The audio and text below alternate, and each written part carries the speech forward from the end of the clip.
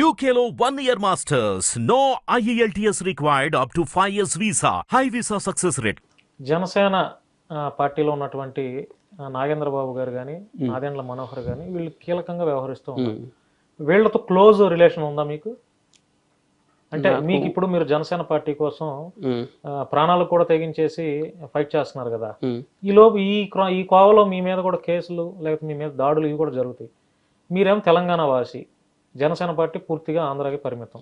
మరి ఆ టైంలో మీకు పార్టీ నుంచి కొంత భరోసా ఉండాలి కదా, ఆ భరోసా ఉందా అని అడుగుతున్నాను నేను. అంటే మీరు అన్నట్టు పార్టీలో కళ్యాణ్ గారి తర్వాత ఆ స్థానం నాదెండ్ల మనోహర్ గారిది, తర్వాత మన నాగేంద్ర బాబు గారిది, అది అందరికి తెలిసింది. అయితే నాకు నాదెండ్ల మనోహర్ గారితో పరిచయం అయితే లేదన్న, నేరుగా లేదు. ఆయన ఇంతవరకు నేను చూడలేదు, ఆయన కలవలేదు. కాకపోతే ఆయన పవన్ కళ్యాణ్ గారి తర్వాత నాగబాబు గారితో అయితే చాలా క్లోజ్. ఆయన నాకు ఏ సమస్య వచ్చినా ముందు ఆయనకే ఫార్వర్డ్ చేస్తాను నేను, అందరికంటే ముందు. వెంటనే రెస్పాన్స్, వెంటనే ఎవరు ఏ స్టేషన్ నోటీస్ ఎక్కడి నుంచి వచ్చింది, ఎవరు నిన్ను అన్నది, ఎవరు నీకు కాపీరైట్ వేసింది, అసలు ఏంటివి, వెంటనే నేను పంపడం లేటు, వెంటనే నాకు కాల్ వస్తుంది.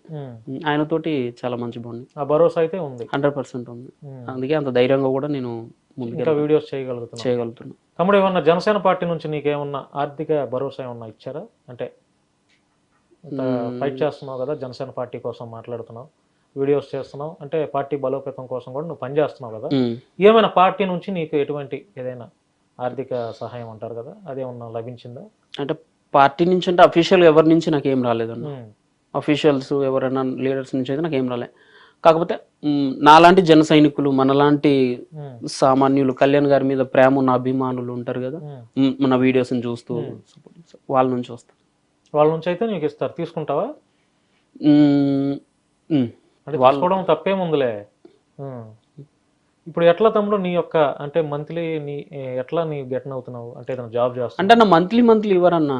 నాకు ఏదన్నా కష్టం వచ్చినప్పుడు, ఫర్ ఎగ్జాంపుల్ ఒక చిన్న స్టూడియో పెట్టుకోవాలనుకున్నా, ఆ టైంలో నేను అడిగినప్పుడు, లేకపోతే నాకు పిఠాపురం వెళ్ళాలని కొంచెం ఇబ్బందిగా ఉంది అన్నప్పుడు ఒక ల్యాప్టాప్ స్పాన్సర్ చేయడం, ఇలాంటివి. అంతేగాని రెగ్యులర్ కాదు. ఏదైనా నీకు అవసరమైనటువంటిది ఏదన్నా మంత్లీ అయితే కాదు. లేదు, పార్టీకి దీనివల్ల నేను కొంచెం ఆగిపోవాల్సి వస్తుంది అన్నప్పుడు ఎవరైనా ఒకరు ముందుకు వచ్చి నాకు హెల్ప్ చేస్తారు. తమ్ముడు, జనసేన పార్టీని భుజాన వేసుకున్నావు, పవన్ కళ్యాణ్ గారిని భుజాన వేసుకున్నావు. ఈ కోవలో వైఎస్ఆర్సీపీ అధికారంలో ఉంది ఆంధ్రాలో. అంటే నువ్వు చేస్తున్నటువంటి వీడియోస్, నువ్వు చేస్తున్నటువంటి పోస్టులే కానీ వీటిలన్నిటి మీద వైసీపీలో అధికారంలో ఉన్నటువంటి మంత్రులకే కావచ్చు, ఎమ్మెల్యేలకే కావచ్చు, వాళ్ళకు కొంచెం నచ్చదు. ఎందుకంటే అధికారంలో ఉంది, మీరేం ప్రతిపక్షంలో ఉన్నారు, నువ్వు ఒక ప్రతిపక్ష పార్టీకి సపోర్ట్ చేస్తున్నావు. ఈ కోవలో నీ మీద పెట్టినటువంటి కేసులు ఎన్ని? కేసులు అంటే నాకు మన చిలుకలూరు పెట్టే విడుదల రజని ఆవిడ నుంచి ఫోన్ కాల్ వచ్చింది. అంటే ఏమని వచ్చింది? ఆవిడ మీద వీడియో డిలీట్ చేయాలంట. ఆవిడే చేసిందా? వాళ్ళ మనుషులతో చేపించింది, ఆంధ్ర వాళ్ళతో చేపించి డిలీట్ చేయాలి అని చెప్పి అక్కడ ఉన్న ఎస్ఐ మీద ప్రెషర్ తీసుకొచ్చింది. తీసుకొస్తే నేను చేయనని చెప్పాను. నేను చేయను అంటే నీ మీద కేసు అవుతుంది అని బెదిరించాను, పెట్టుకోండి నన్ను. తర్వాత అవంతి శ్రీనివాస్ గారు ఒకసారి నాకు ఏదో ఆడియో లీకేజ్ ఏదో అయినట్టుంది, ఆయన గురించి మాట్లాడినప్పుడు ఒక నోటీస్ పంపించారు నాకు. బోర్గడ్ నుంచి ఏదో ఫోన్ కాల్ వచ్చింది, ఫోన్ కాల్ వచ్చింది. తర్వాత ఏమో వస్తూ ఉంటాయి, అది నేను అంత కేర్ చేయలేదు. అంటే వీళ్ళ ముగ్గురు నుంచి ఆంధ్ర సైడ్ నుంచి మీకు ఫోన్ కాల్స్ కానీ బెదిరింపులు కానీ వచ్చినాయి, ఇక అంతకుమించి ఏం లేవు. ఇంకా ఎలా ఉంది తమ్ముడు ఇప్పుడు ఈ నెల రోజులు అంటే 40 రోజులు అవుతుంది, 40 రోజులు మీ కూటమి ప్రభుత్వం పాలన ఎలా ఉంది? 40 రోజుల్లో అంటే ఇప్పుడే ఏం చెప్పలేమన్నా, ఏదైనా కొంత సమయం ఇవ్వాల్సింది నాకు తెలిసినంత వరకు. కనీసం 6 నెలల నుంచి 1 సంవత్సరం పాటు ఆగితేనే ఏం జరుగుతుందనేది తెలిసిద్ది, కానీ మరీ 1 నెల 2 నెలల్లో ఏం చెప్పలేం. మంచి జరుగుతుందనేది మేము నమ్ముతున్నాం. మంచి జరిగింది ఈ 40 రోజుల్లో, మంచి జరిగిందని ఏమని అనుకుంటున్నారు మీరు? ప్రజలకి అనుకుంటున్నామన్నా. అంటే నేనైతే ఒకటే చెప్తాను, దాడులు జరుగుతున్నాయని అనుకుంటున్నా ఎక్కువ. మీ అధినాయకుడు, మీ అభిమాన నాయకుడు, మీరు ప్రాణంగా ప్రేమించే నాయకుడు, డిప్యూటీ సీఎం గా ఉన్నంత దాడులు అంటే అది పార్టీ నుంచి పార్టీ వాళ్ళు చేసేటి కావు, రివెంజ్ పాలిటిక్స్ కూడా కాదన్నా. అప్పుడు వాళ్ళు ఖండించాలిగా.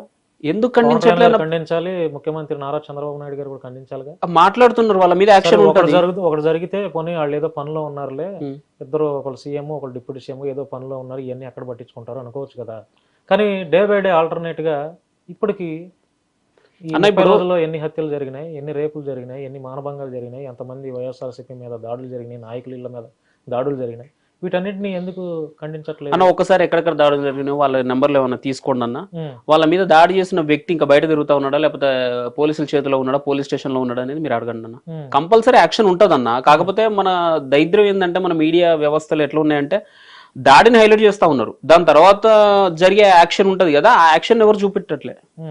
ఇప్పుడు వాళ్ళ మీద దాడి జరిగింది వాస్తవం. ఒక చిన్న పిల్లని ముచ్చుమర్రి అది గ్రామం, ఆ గ్రామంలో జరిగింది. దాని గురించి ప్రతిఓడు ఈ అమ్మాయి దొరకట్లే అన్నారు. కానీ చంపిన నలుగురిని దొరకబెట్టి పోలీసులు స్టేషన్ లో పెట్టిల్లు కదా, అదెందుకు చూపెట్టట్లే? అసలు ఆ ఇన్సిడెంట్ జరగకుండా ఉండడానికి చర్యలు కరెక్ట్ అన్న, కరెక్ట్.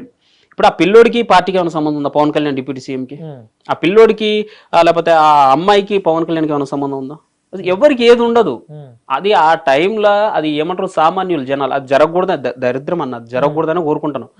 కానీ ఆ క్షణంలో పిచ్చోళ్ళకి మరి వీడియోలు ఫోన్లు దానికి చాలా కారణాలు ఉంటాయి అన్న. నేను ఒక వీడియో చూపిస్తాను, మీ పవన్ కళ్యాణ్ గారు మాట్లాడినటువంటి ఒక వీడియోని చూపిస్తాను. ఆ వీడియో విన్న తర్వాత మీరు మాట్లాడండి. శాంతి భద్రతలు ఎలా ఉంటాయో చేసి చూపిస్తాను. ఒక ఆడబిడ్డ మీద ఎవడన్నా ఇలా చూడాలంటే కూడా లోపలే భయం. అలాంటి శాంతి భద్రత ఏమన్నారు వినపడింది కదా మీకు? శాంతి భద్రతలు ఎలా ఉంటాయి అనేది నేను చూపిస్తాను అన్నాడు. ఇది ఎప్పుడు అన్నాడు? ప్రతిపక్షంలో ఉన్నప్పుడు అన్నటువంటి మాట. ఇప్పుడు ఆయన అధికార పక్షంలో ఒక మంచి బాధ్యత కలిగినటువంటి ఒక పోస్ట్ లో ఆయన ఉన్నారు కదా, మరి ఇప్పుడు ఏవి శాంతి భద్రతలు ఎక్కడ? శాంతి భద్రతలు ఎక్కడ కాపాడాడు? కొంచెం టైం ఇవ్వండి అన్న, కొంచెం టైం అండి. ఇప్పుడు నెల రోజుల్లో జరిగిన దాన్నే మనం ఇంకా పరిపాలన తమ్ముడు, ఇప్పుడు చాలా మంది అన్నది ఏంటంటే ఈ నెల రోజుల్లో జరిగినటువంటివి 5 ఏళ్లలో జరగాలి. 5 ఏళ్ళు మొత్తం ఈ పీరియడ్ అంతా ప్రభుత్వం అంతా ఈ పీరియడ్ అంతా చూసుకుంటే ఒక ఇన్ని హత్యలు జరిగినాయా, మన ప్రభుత్వంలో ఇంత పాలనలో ఇన్ని హత్యలు ఇన్ని రేపులు జరిగినాయా అని ఒక క్యాలిక్యులేషన్ వేసుకుంటారుగా. మనం ఎంత పాలన చేసాము, ఎంత మంచి సర్వీస్ చేసాము, ఆ కోవలోనే ఎంత ఈ రేట్ ఎంత జరిగింది అంటే ఈ దాడులు కానీ ఇవన్నీ హత్యలు ఎట్లా జరిగింది వాళ్ళు కూడా క్యాలిక్యులేషన్ చేసుకున్నారు. అది ఈ 40 రోజుల్లోనే జరిగింది అనేది వైసీపీ నాయకులు అంటున్నటువంటి మాట. చూస్తుంటే అట్లాగే ఉన్నాయి. 40 రోజుల్లో ఇన్ని దాడులు, ఇన్ని హత్యలు, ఇన్ని మానభంగాలు అంటే వీటికి నేనేమంటానంటే శాంతి భద్రతలు ఎలా ఉంటాయో చూపిస్తాను అన్నటువంటి పవన్ కళ్యాణ్ గారు ఇప్పుడు హోదాలో ఉన్నారు డిప్యూటీ సీఎంగా. అరే ఒక చిన్నపిల్ల మీద రేప్ చేసిన ఆ వ్యక్తిని వెళ్ళి చట్ట ప్రకారం శిక్షించకుండా అసలు వాడికి ఉరిశిక్షే, చిన్నపిల్లల మీద దాడులు చేసి చిన్నపిల్లల మీద అత్యాచారం చేసిన వాళ్ళకి ఉరిశిక్ష అని ఒక చట్టం తీసుకురావచ్చు కదా, ఆయన చేతిలో ఉంది కదా. ఇప్పుడు ఉరిశిక్షే దానికి ఏమంటారన్నా పరిష్కారం కాదు, దాని మూలాల మీద దెబ్బ కొట్టాలన్న. ఇప్పుడు సమస్య వచ్చినప్పుడల్లా నరుక్కుంటా పోతాం, పెరిగినప్పుడల్లా దాని మూలం, దాని వేర్లు ఎక్కడ, సమస్య ఎక్కడ ఉత్పన్నం అవుతుంది అన్న దగ్గర పాయింట్ అన్న. ఆ పాయింట్ ని పట్టుకోవడానికి కళ్యాణ్ గారు ట్రై చేస్తా ఉన్నారు. ఆయన వచ్చి 1 నెల అయింది, ఇంకొంచెం టైం ఇద్దాం. ఇప్పుడు అది జరిగిన తప్పే, ఆ 4 అమ్మాయిలు తప్పే, తర్వాత మీరు అన్నట్టు అది ఏంది వాళ్ళు నరుక్కున్న తప్పే, ఇవన్నీ తప్పులే. వాళ్ళ మీద కంపల్సరీ యాక్షన్ ఉంటుంది. కాకపోతే దాని మూలాలను వెతికే పనులు అయితే ఉన్నారు. ఇప్పుడు ఆ పిల్లలు చేసిన దానికి రీజన్ ఏంది నాకు తెలిసినంత మొబైల్ చూడడం. ఫస్ట్ ఆఫ్ ఆల్ మొబైల్లో వాళ్ళకి నచ్చిన సిరీస్ చూసుకోవడం, వైలెన్స్ని ఎంకరేజ్ చేయడం, కొంచెం ఏమంటారు 18+ కంటెంట్లు చూడడం, దీనివల్ల వాళ్ళు ప్రభావితం అయ్యి ఇట్లా చేస్తూ ఉన్నారు. సో దాన్ని కొంచెం అరికట్టే ప్రయత్నం చేయాలి. ఆ పరంగా ఆయన మూలాలని అంతం చేయడానికి ట్రై చేస్తూ ఉన్నారు. కాబట్టి కొంచెం టైం పడుతుంది అన్న. అంటే తమ్ముడు ఉరిశిక్ష వేస్తే చిన్న పిల్లల మీద తమ్ముడు, ఇప్పుడు ఒక వయసు కలిగిన వారి మీద అత్యాచారం చేశారంటే సరే అనుకో, పసిపిల్లల్లో ఏం చూస్తున్నారు ఈ మానవ మృగాలు? అలాంటి వారిని పసిపిల్లల మీద అత్యాచారం చేసిన వాళ్ళని నేరుగా ఉరిశిక్ష తీస్తే దానికి అందరూ పార్టీలతో సంబంధం లేకుండా వైసీపీ వాళ్లే కానీ, జనసేన కానీ, బీజేపీ, సిపిఎం, సిపిఐ, మనిషి అన్నవాడు, భూమి మీద నివసించే మనిషి అన్నవాడు ప్రతి ఒక్కడు కూడా ఆయన తీసుకున్న నిర్ణయానికి, అది ముఖ్యమంత్రి గారు అవ్వచ్చు, పవన్ కళ్యాణ్ గారు తీసుకున్న నిర్ణయాలకి అందరూ హ్యాట్స్ ఆఫ్ కొట్టాల్సింది అన్న. టు బీ ఫ్రాంక్ చెప్తానా, మీరు అన్నట్టుగా అదే ఉరిశిక్ష పిల్లలకో లేకపోతే ఇంకోటికో వేస్తే ఇదే మానవ హక్కుల కమిషన్ కానీ, ఇదే హ్యూమన్ రైట్స్ కానీ వాళ్ళ మీద ఏ రకంగా మీరు శిక్ష చేసిల్లని చెప్పి వాళ్ళే మళ్ళీ రోడ్ల మీదకి వస్తారు. ఆ పిల్లల మీద మళ్ళీ మనమే సింపతి చూపిస్తాం. ఇన్స్టెంట్ గా చేసినంత మాత్రం దానికి రిజల్ట్ రాదు. ఆ లేతప్పు చేసేలో వాళ్ళు రియలైజ్ అవ్వాలి. అయిన తర్వాత వాళ్ళకు కంపల్సరీ పనిష్మెంట్ ఉంటుంది. అది ఏ స్థాయిలో అనేది వాళ్ళు ఏ రకంగా చేసి దేనికైనా ఉంటుందని. ఇప్పుడు లిమిట్, ఇప్పుడు ఊరికే ఒకటి మీద రాయడం వేరు, కారణం చేత రాయడం వేరు. సో దాన్ని తెలుసుకుంటా ఉన్నారు. అది తెలుసుకున్న తర్వాత కంపల్సరీ దాన్ని బట్టి ఆ యాక్షన్ అయితే ఉంటుంది. అప్పటిదాకా వేచి చూద్దామంటాను నేను. కొంత టైం కావాలంటారు కంపల్సరీ అన్న. ఇప్పుడు అవతల సైడ్ ఇప్పుడు అన్న, ఇప్పుడు ఆ పిల్లల్ని, ఇప్పుడు ఫర్ ఎగ్జాంపుల్ నేను మళ్ళీ చెప్తాను, ఆ ఆ పిల్లల్ని ఇన్స్టెంట్గా వాళ్ళని లేపేయాలని మీరు అంటున్నారు. ఆ ఆడపిల్ల మీద చిన్నపిల్ల మీద చంపేసిన ఇన్స్టెంట్గా లేపేద్దాం అంటారు.